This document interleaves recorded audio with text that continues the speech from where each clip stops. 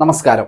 മള്ളൂര് വക്കീലും 1001 രൂപയും ഉണ്ടെങ്കിൽ ആർക്കും ആരെ വേണമെങ്കിലും കൊല്ലാമെന്നൊരു ചൊല്ല് നമ്മുടെ നാട്ടിലുണ്ടായിരുന്നു. ഇന്ന് ദിലീപ് കേസിന്റെ വിധി വന്നതിന് ശേഷം വീണ്ടും ആ ചൊല്ല് ആളുകൾ പറഞ്ഞു തുടങ്ങിയിരിക്കുന്നു. ദിലീപ് കേസിൽ ദിലീപിന് വേണ്ടി വാദിച്ച ആ വക്കീലിനെ കുറിച്ച് നമ്മൾക്കൊന്ന് ചർച്ച ചെയ്താലോ? കേരളത്തിലെ ഏറ്റവും പ്രഗത്ഭരും പരിചയസമ്പന്നരുമായ ക്രിമിനൽ നിയമജ്ഞരിൽ ഒരാളാണ് ബി രാമൻപിള്ള. കഴിഞ്ഞ 5 പതിറ്റാണ്ടിലേറെയായി അദ്ദേഹം നിയമരംഗത്ത് സജീവമാണ്. ക്രിമിനൽ കേസുകൾ കൈകാര്യം ചെയ്യുന്നതിൽ പ്രശസ്തനായ പിള്ള 1970കളിൽ അഭിഭാഷകനായി എൻറോൾ ചെയ്തു. ദീർഘകാലത്തെ സേവനത്തിലൂടെ നിയമരംഗത്ത് വ്യക്തിമുദ്ര പതിപ്പിച്ച അദ്ദേഹം ഹൈക്കോടതിയിലും കീഴ്ക്കോടതികളിലുമായി നിരവധി ഹൈ പ്രൊഫൈൽ ക്രിമിനൽ കേസുകൾ കൈകാര്യം ചെയ്തിട്ടുണ്ട്. ക്രിമിനൽ നിയമത്തിലെ സൂക്ഷ്മവശങ്ങളെക്കുറിച്ച് അദ്ദേഹത്തിനുള്ള അഗാധമായ അറിവ് പ്രശസ്തമാണ്. കേരള സമൂഹത്തിൽ വലിയ കോളിളക്കം സൃഷ്ടിച്ച പല കേസുകളിലും പ്രതികൾക്ക് വേണ്ടി അദ്ദേഹം ഹാജരായിട്ടുണ്ട്. പക്ഷേ പിള്ള കൂടുതൽ ശ്രദ്ധ നേടിയത് ദിലീപ് കേസിലൂടെയാണ്. തിരുവനന്തപുരം സ്വദേശിയായ ബി രാമൻപിള്ള നിയമ ബിരുദത്തിനു ശേഷം തിരുവനന്തപുരം ബാറിൽ പ്രാക്ടീസ് ആരംഭിച്ചു. പിന്നീട് കേരള ഹൈക്കോടതി കേന്ദ്രീകരിച്ചും അദ്ദേഹം പ്രവർത്തിച്ചിട്ടുണ്ട്. കോടതി മുറിയിലെ അദ്ദേഹത്തിന്റെ വാദമുഖങ്ങളും എതിർവാദങ്ങളെ ഖണ്ഡിക്കാനുള്ള കഴിവും നിയമ വിദ്യാർത്ഥികൾക്കിടയിൽ ഏറെ ബഹുമാനം പിടിച്ചുപറ്റിയിട്ടുണ്ട്. നീതി ലഭിക്കുന്നു എന്ന് ഉറപ്പാക്കുന്നതിൽ നിയമത്തിലെ എല്ലാ സാധ്യതകളും ഉപയോഗിക്കുന്നതിൽ അദ്ദേഹം ശ്രദ്ധേയനാണ്. നിയമരംഗത്തെ അദ്ദേഹത്തിന്റെ സംഭാവനകൾ പരിഗണിച്ച് മുതിർന്ന അഭിഭാഷകൻ എന്ന പദവി അദ്ദേഹത്തിന് ലഭിച്ചു.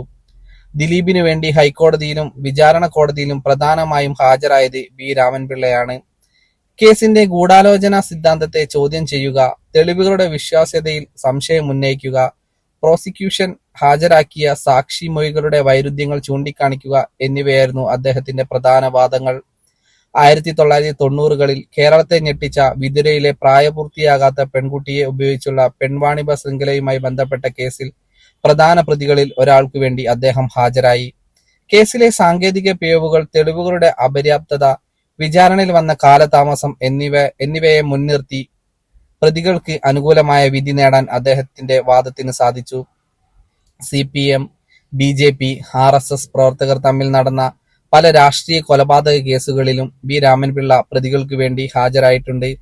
ഈ കേസുകളിൽ പ്രതികൾക്ക് ജാമ്യം നേടാനും കേസിന്റെ വിചാരണ വേളയിൽ അവരുടെ നിരപരാധിത്വം സ്ഥാപിക്കാനും അദ്ദേഹം ശ്രമിച്ചു. ബി രാമൻപിള്ളയുടെ കരിയറിൽ സാമ്പത്തിക കുറ്റകൃത്യങ്ങൾ, അഴിമതി കേസുകൾ, മറ്റു സങ്കീർണമായ ക്രിമിനൽ കേസുകൾ എന്നിവ അദ്ദേഹം വാദിച്ചിട്ടുണ്ട്. ഓരോ കേസിലും നിയമത്തിലെ പഴുതുകൾ മനസ്സിലാക്കിയുള്ള വാദങ്ങൾ അദ്ദേഹത്തെ ക്രിമിനൽ നിയമരംഗത്തെ പ്രമുഖനാക്കി. ബി രാമൻപിള്ളയുടെ വാദങ്ങൾ ക്രിമിനൽ നിയമരംഗത്തെ ഒരു പാഠപുസ്തകമായി കണക്കാക്കപ്പെടുന്നു. ഓരോ കേസിന്റെയും നിയമവശങ്ങൾ കൃത്യമായി പഠിച്ച് തന്റെ കക്ഷിക്ക് ലഭിക്കേണ്ട നീതി ഉറപ്പാക്കാൻ അദ്ദേഹം ശ്രമിക്കാറുണ്ട്. അഡ്വക്കേറ്റ് ബി രാമൻപിള്ളയുടെ നിയമപരമായ വീക്ഷണങ്ങൾ പരിശോധിച്ചാൽ ക്രിമിനൽ നിയമ വ്യവഹാരങ്ങളിൽ അദ്ദേഹം സ്വീകരിക്കുന്ന നിലപാടുകളും തന്ത്രങ്ങളും അദ്ദേഹത്തെ ഒരു മികച്ച പ്രതിരോധ അഭിഭാഷകനാക്കുന്നു എന്ന് പറയാം. ബി രാമൻപിള്ള എപ്പോഴും ഊന്നൽ നൽകുന്നത് പ്രോസിക്യൂഷൻ ഹാജരാക്കുന്ന ഓരോ തെളിവിന്റെയും കണ്ണികൾ കൃത്യമായി ബന്ധിപ്പിക്കണം എന്നതിലാണ്. ഏതെങ്കിലും സാഹചര്യ തെളിവുകൾ തമ്മിൽ വൈരുദ്ധ്യം ഉണ്ടാവുകയോ തെളിവിന്റെ ശൃംഖലയിൽ വിടവുണ്ടാവുകയോ ചെയ്താൽ അതിന്റെ ആനുകൂല്യം പ്രതിക്ക് ലഭിക്കണം എന്ന തത്വത്തിൽ അദ്ദേഹം ഉറച്ചു നിൽക്കുന്നു. ഇന്ത്യൻ തെളിവ് നിയമം അനുസരിച്ചുള്ള നടപടിക്രമങ്ങളിൽ ചെറിയ പിഴവുകൾ പോലും അദ്ദേഹം ചൂണ്ടിക്കാണിക്കും.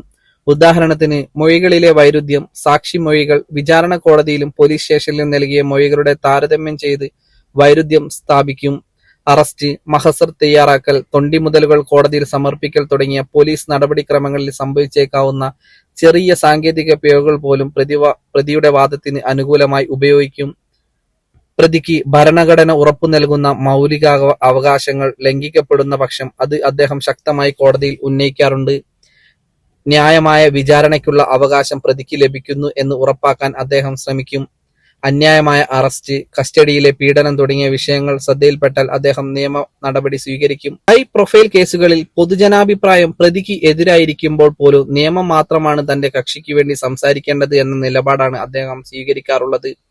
ഒരു അഭിഭാഷകൻ എന്ന നിലയിൽ തെളിയിക്കപ്പെടുന്നത് വരെ ഓരോ വ്യക്തിയും നിരപരാധിയാണെന്ന തത്വത്തിൽ അദ്ദേഹം വിശ്വസിക്കുന്നു. പ്രതിക്ക് ജാമ്യം നിഷേധിക്കുന്നത് വ്യക്തി സ്വാതന്ത്ര്യത്തിന്മേലുള്ള കടന്നുകയറ്റമാണെന്ന വീക്ഷണം അദ്ദേഹത്തിനുണ്ട്.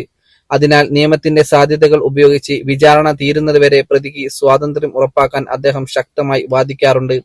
ചുരുക്കത്തിൽ അഡ്വക്കേറ്റ് ബി രാമൻപിള്ളയുടെ നിയമപരമായ വീക്ഷണം നിയമത്തിനകത്ത് നിന്നുകൊണ്ടുള്ള അതിശക്തമായ പ്രതിരോധം എന്ന നിലയിൽ ഊന്നൽ നൽകുന്നു. അതുകൊണ്ട് തന്നെ അദ്ദേഹം വാദിച്ച പല കേസുകളും വിജയമായി തീരുകയും ചെയ്തിട്ടുണ്ട്.